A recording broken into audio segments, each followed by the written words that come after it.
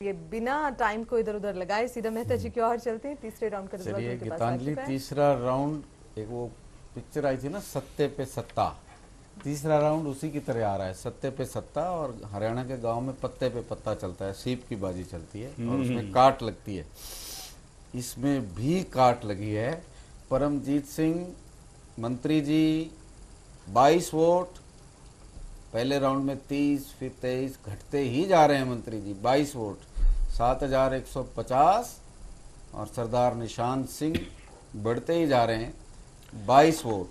मंत्री जी और सरदार निशांत सिंह बराबर, वोट वैल्यू 7150। और करण कुणाल सिंह जी उठे ही नहीं हैं, इसलिए हल्के से जिक्र करके निकल चलते हैं, 2 वोट 650। सुभाष बराला बीजेपी के काडर को विकसित करते हुए नजर आ रहे हैं। कभी टोहाना में बीजेपी का कोई हस्तक्षेप नहीं रहा, पुरानी हिस्ट्री उठा लें, फिर भी उनको 13 वोट मिले हैं, 4225। सत्यवान सिंह चौहान बीजेपी 6 वोट, दोनों मिलाते हैं तो बीजेपी ट्रायंगुलर देते हुए नजर आ रही है, 1950। और ईश सरना को HLP 8 vote, 2600 vote value. Dhiraram 7 vote, 7200, 2275। Devendra Singh Babli independent के साथ जो प्रॉब्लम हुआ करती है, पूरे हलके में कांस्टेंट एक तरह से नहीं चलते हैं, किसी गांव में बहुत ज़्यादा और किसी में बहुत कम। उनको मेरी एडवाइस, हर गांव में बराबर खड़ा करो अपना संगठन, तभी बात बनेगी। 14 वोट, 4550। और अदर्स को 6 वोट। 3 राउंड हो चुके हैं, 1950 others, 3 round complete. Ajay ji, आप बीजेपी का हिसाब किताब बहुत जल्दी लगाते हैं, बताइए बीजेपी की क्या स्थिति है यहाँ? देखिए, बीजेपी अगर इंडिविजुअली आप करें तो बीजेपी की बहुत अच्छी पोजीशन नहीं है। दोनों बीजेपी कैंडिडेट को मिला दें फिर भी बीजेपी टक्कर में, आपने कहा कि तीसरे उसमें हजका को भी ले लें तो बीजेपी काफी अच्छे स्ट्रांग पोजीशन में है। हजका को लेने के बाद, जी हाँ, तब काफी स्ट्रांग पोजीशन में जाती है। बराबर आती है कौन?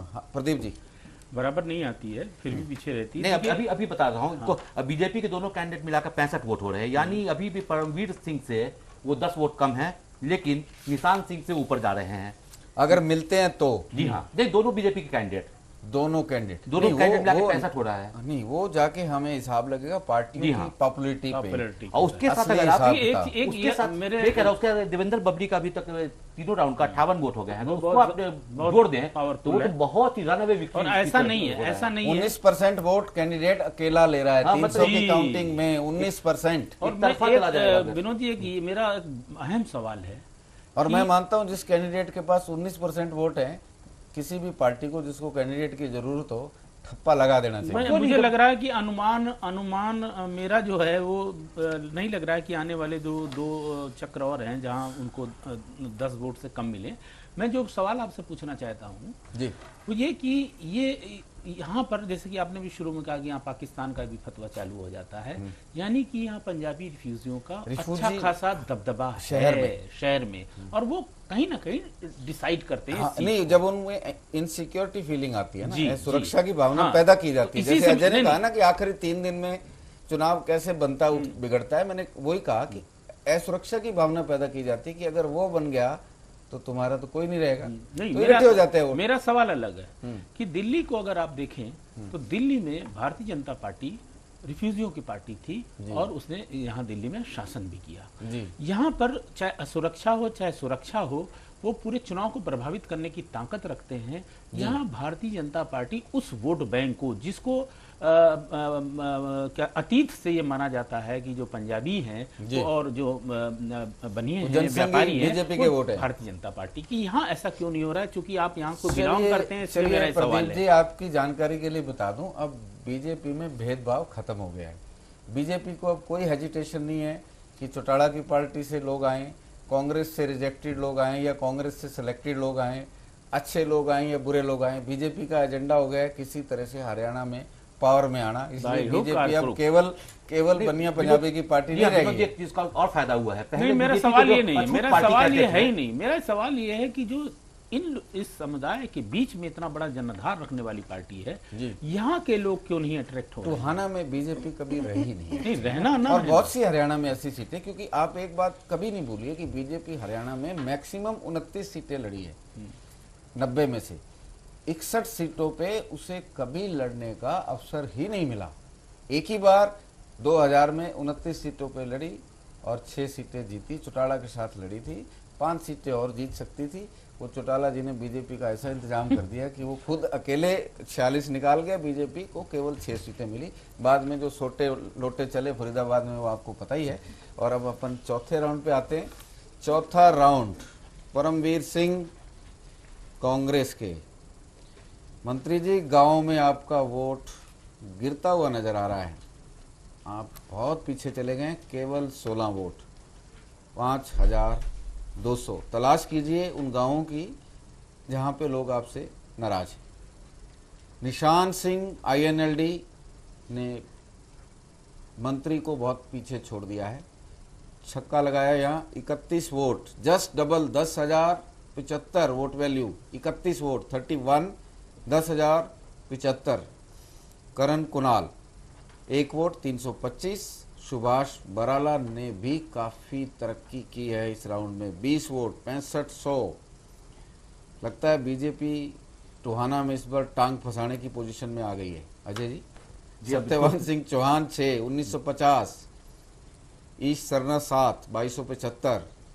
धीराराम वहीं घूमते घूमते 6, 7, 8, इस बार 8, 2600 वोट। देवेंद्र बबली, जो मैं कह रहा था, जो मुझे आशंका थी वो ही हो रहा है। कुछ गांवों में अच्छे हैं, कुछ में बुरी तरह से पिट रहे हैं, उनको कुछ गांवों को आइडेंटिफाई करके संभालना पड़ेगा। 6 वोट मिले हैं, 1950। इंडिपेंडेंट के हिसाब से अच्छे वोट, लेकिन पार्टियों के साथ मुकाबला करने में सांस फूलने की आशंका। अदर्स 5, 1625। 4 राउंड प्रदीप जी। बीजेपी हचका। पांचवा भी आपके मैं देख रहा हूँ आ गया, तो हो ही जाए एक बार फाइनल करवा के कमेंट करेंगे। हाँ, चलिए 5वां राउंड भी काउंट कर देते हैं, जल्दी से नोट कर लीजिएगा। परमवीर सिंह कांग्रेस अपनी पुरानी स्थिति से काफी वापिस लौटे हैं, 25 वोट, 8125। निशान सिंह भी बराबर मुकाबला देते हुए नजर आ रहे हैं, 22, 7150। करण कुणाल 1 वोट, 325। सुभाष बराला 14 वोट, 4550। और सत्यवान चौहान 2 वोट, 650। ईश सरना 5, 1650। धीराराम तरक्की पे हैं, 11 वोट, 3575। और Devendra Babli 8 vote, 2600 total. Others 6, 1950। और प्रदीप जी, मैं आपसे कमेंट लूं उससे पहले एक छोटी सी जानकारी भी बता दूं कि सिरसा संसदीय क्षेत्र में कांग्रेस को जिन 1 सीट से बढ़त मिली, उनमें से टोहाना भी थी। लोकसभा में कांग्रेस ने यहाँ इनेलो को 6% के अंतर से पीछे छोड़ा था। कांग्रेस के अशोक तंवर 36.22% और इनेलो 30.61%, लगभग 6% कांग्रेस इनेलो से ज्यादा थी। अब टोटल वोट बता दें, आपको पेन नहीं चलाना पड़ेगा। परमवीर सिंह मंत्री जी 116, यानी अगर 500 के सैंपल पे 116 करते हैं तो 23% वोट बतौर उम्मीदवार। निशान सिंह इंडियन नेशनल लोकदल में पहली पसंद 106 के साथ 34,450 वोट वैल्यू। करण कुणाल सिंह केवल 5 वोट। सुभाष बराला बीजेपी में पहली पसंद 87, 28,275, बीजेपी के लिए बहुत अच्छा वोट बैंक है। सत्यवान चौहान 20 वोट, 6500 की vote value. Sarna HLP 31 vote, 10,075। धीराराम 32 vote, 10,400। Devendra Singh Babli independent में अकेले इंडिपेंडेंट उम्मीदवार बिना किसी पार्टी के टिके के 72 वोट, 23,400।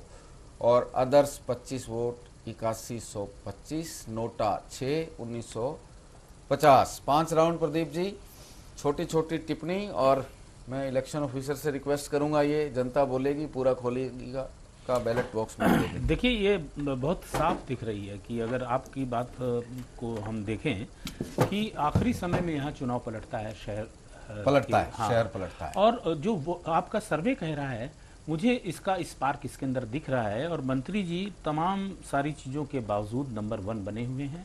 और जैसा कि पिछले चुनाव में हुआ यहाँ पर लोकसभा में और विधानसभा में, लेकिन INLD ज्यादा पीछे नहीं है, वही मैं कह रहा हूँ कि यहाँ पर मुकाबला INLD और आपकी कांग्रेस जारी रहेगी।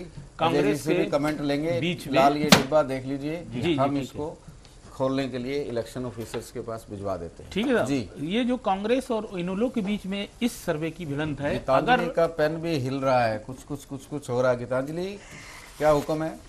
जी बिल्कुल, हाँ ब्रेक के लिए यहाँ पर रुकना होगा। अजय जी, आपकी जो टिप्पणी है वो रह गई है, वो हम ले लेंगे, लेकिन एक छोटे से ब्रेक के लिए हमें नहीं, हम कंप्लीट करेंगे, इसको कंटिन्यू करेंगे। उसके बाद खबर आ रही है कि कैप्टन अजय सिंह यादव हरियाणा के कांग्रेस हरियाणा प्रभारी शकील अहमद से मिलने पहुंच चुके हैं। उन पर भी चर्चा करेंगे कि वो क्या करने वाले हैं। बिल्कुल बिल्कुल क्या करने वाले हैं वो भी जानेंगे। चर्चा अपनी जारी रखेंगे और आज हम बात करें